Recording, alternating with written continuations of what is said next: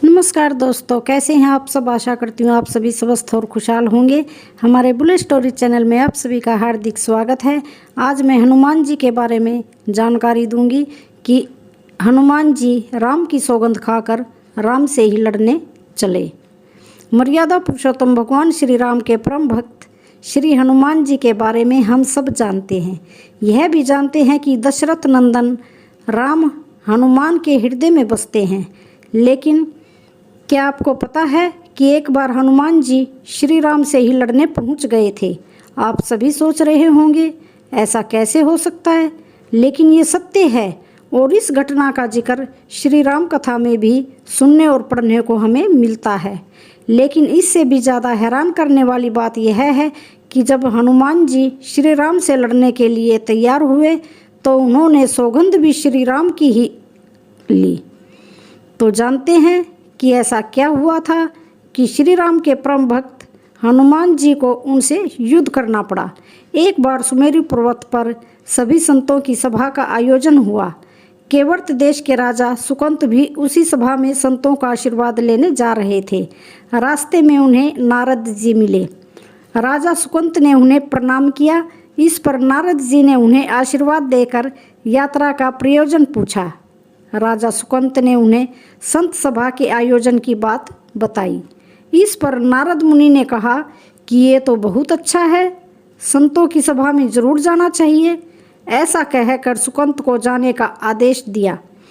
सुकंत जैसे ही सभा में जाने के लिए प्रस्थान करने लगे, वैसे ही नारद जी ने उन्हें आवाज़ दी। इसके बाद कहा कि जिस सभा में जा रहे हो उसमें सभी को प्रणाम करना, लेकिन विश्वामित्र का अभिवादन बिल्कुल भी मत करना। इस पर सुकंत ने पूछा कि यह तो उचित नहीं है। तब श्री नारद जी ने कहा कि तुम भी राजा हो, वह भी पहले राजा ही थे, अब संत हो गए हैं, मत प्रणाम करना। राजा सुकंत ने ठीक वैसा ही किया। सभा के समाप्त होते ही विश्वामित्र जी श्री राम से मिलने पहुँचे। वहाँ पहुंचकर उन्होंने बताया कि उनका अपमान हुआ है। वह इसे भूल भी जाते, लेकिन यह तो संत परंपरा का अपमान है। राम जी ने पूछा, गुरुजी क्या हुआ? तब विश्वामित्र जी ने कहा कि मेरा अपमान हुआ है। राम जी ने पूछा, किसने किया है? तब विश्वामित्र जी ने पूछा कि जानकर क्या करोगे? इस पर श्री राम जी ने कहा कि गुरुजी, आपके चरणों की सौगंध खाकर प्रतिज्ञा करता हूँ कि जो सिर आपके चरणों में नहीं झुका है उसे काट दिया जाएगा। कल सुबह मैं उसका वध कर दूंगा। श्री राम जी की इस सौगंध का जैसे ही राजा सुकंत को पता चला, वह नारद मुनि को ढूंढने लगे। काफ़ी देर तक वह परेशान रहे, लेकिन नारद मुनि उन्हें मिले ही नहीं। व्याकुल होकर जब वह रोने लगे, तब नारद जी प्रकट हुए। सुकंत जी ने हाथ जोड़कर उन्हें सारी बात कह सुनाई, साथ ही प्राणदान की विनती की। इस पर नारद जी ने उन्हें माता अंजनी की शरण में जाने को कहा। यह भी कहा कि अगर माता अंजनी ने तुम्हें बचाने का वचन दे दिया तो तुम जरूर बच जाओगे।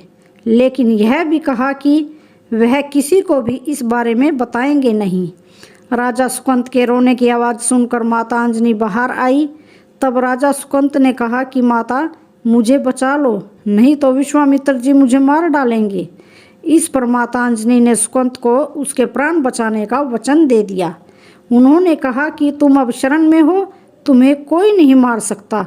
इसके बाद राजा सुकंत को विश्राम करने के लिए कहा। शाम को जब हनुमान जी माता अंजनी के पास पहुँचे, तब माता ने हनुमान को राजा सुकंत वाली सारी बात बता दी। लेकिन सुकंत को बुलाने से पहले पवन सुत से सौगंध लेने को कहा। तब श्री हनुमान जी ने कहा कि वह श्री राम के चरणों की सौगंध लेते हैं कि वह सुकंत के प्राणों की अवश्य रक्षा करेंगे। तब माता अंजनी ने राजा को बुलाया। हनुमान जी ने पूछा, कौन तुम्हें मारना चाहता है? तब सुकंत ने बताया कि श्री राम उन्हें मार डालेंगे। इतना सुनते ही माता अंजनी हैरान हो गई। उन्होंने कहा कि तुमने तो विश्वामित्र जी का नाम लिया था। तब राजा ने कहा कि नहीं, वह तो मरवा डालना चाहते हैं, लेकिन मारेंगे तो राम ही। हनुमान जी ने राजा सुकंत को उसकी राजधानी में छोड़ा और वह खुद श्री राम जी के दरबार में पहुँचे। वहाँ पहुँचकर उन्होंने श्री राम जी से पूछा कि वह कहाँ जा रहे हैं। तब श्री राम जी ने बताया कि वह राजा सुकंत का वध करने जा रहे हैं। तब हनुमान जी ने कहा कि प्रभु उसे मत मारिए। राम जी ने कहा कि वह तो अपने गुरु की सौगंध ले चुके हैं, अब वह पीछे नहीं हट सकते। हनुमान जी ने कहा कि प्रभु मैंने उसके प्राणों की रक्षा के लिए अपने इष्ट देव यानी कि आपकी सौगंध ली है। तब श्री राम जी कहते हैं कि ठीक है, तुम अपना वचन निभाओ, मैं अपना वचन निभाता हूँ। हनुमान जी राजा सुकंत को लेकर पर्वत पर पहुँचे और राम नाम का कीर्तन करने लगे। उधर राम जी राजा सुकंत को मारने के लिए उनकी राजधानी पहुँचे, लेकिन वह नहीं मिले। तो वह उन्हें ढूंढते हुए पर्वत पर जा पहुँचे।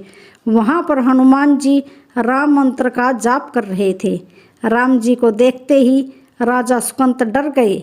उन्होंने कहा कि अब तो राम जी उसे मार ही डालेंगे। वह बार बार हनुमान जी से पूछता कि मैं बच तो जाऊंगा। तब हनुमान जी ने कहा कि राम मंत्र का जाप करते रहो और निश्चिंत हो जाओ, भगवान के नाम पर पूरा भरोसा रखो। लेकिन वह काफ़ी डरे हुए थे। तो हनुमान जी ने सुकंत को राम नाम मंत्र के घेरे में बिठा दिया। इसके बाद राम नाम जपने लगे। राम जी ने राजा सुकंत को देखकर जब बाण चलाना शुरू किया तो वह राम नाम के मंत्र के आगे विफल हो गए। राम जी हताश हो गए कि क्या करें। यह दृश्य देखकर श्री लक्ष्मण जी को लगा कि हनुमान जी भगवान राम को परेशान कर रहे हैं, तो उन्होंने स्वयं ही हनुमान जी पर बाण चला दिया। लेकिन यह क्या, उस बाण से हनुमान जी के बजाय श्री राम मूर्छित हो गए। यह देखते ही लक्ष्मण जी दौड़े और देखते हैं कि बाण तो हनुमान जी पर चलाया था, लेकिन मूर्छित राम जी कैसे हो गए। तब उन्होंने देखा कि पवन सुत हनुमान के हृदय में तो श्री राम बसते हैं। राम जी जैसे ही होश में आए वह हनुमान जी की ओर दौड़े। उन्होंने देखा कि उनकी छाती से रक्त बह रहा है। वह हनुमान जी का दर्द देख नहीं पा रहे थे। वह बार बार उनकी छाती पर हाथ रखते और आंखें बंद कर लेते। हनुमान जी को होश आया तो उन्होंने देखा कि राम जी आंखें बंद करके हनुमान जी की छाती पर बार बार हाथ रखते हैं, फिर हनुमान जी के सिर पर हाथ फेरते हैं। तब हनुमान जी ने सुकंत को पीछे से निकाला और उसे अपनी गोद में बैठा लिया। तभी राम जी ने फिर से हनुमान जी के माथे पर हाथ फेरा, लेकिन इस बार वहाँ हनुमान जी की जगह राजा सुकंत थे। राम जी मुस्कुराए और हनुमान जी से बोले और हनुमान जी बोल उठे कि हे नाथ, अब तो आपने इनके सिर पर हाथ रख दिया है, अब तो सब कुछ आपके हाथ में है।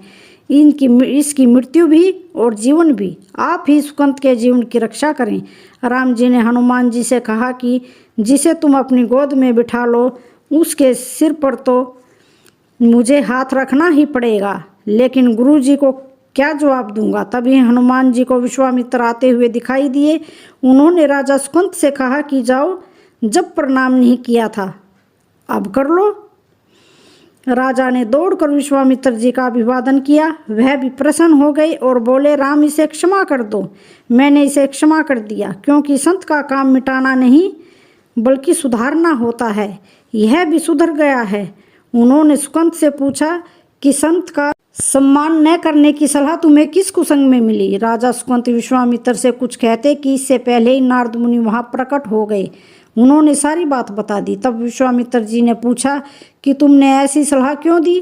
तब नारद जी ने कहा कि अक्सर लोग मुझसे पूछते थे कि राम बड़े या राम का नाम बड़ा, तो मैंने सोचा कि क्यों ना कोई लीला हो जाए कि लोग अपने आप ही समझ लें कि भगवान से अधिक भगवान के नाम की महिमा है। तो दोस्तों, कैसी लगी आज की कहानी?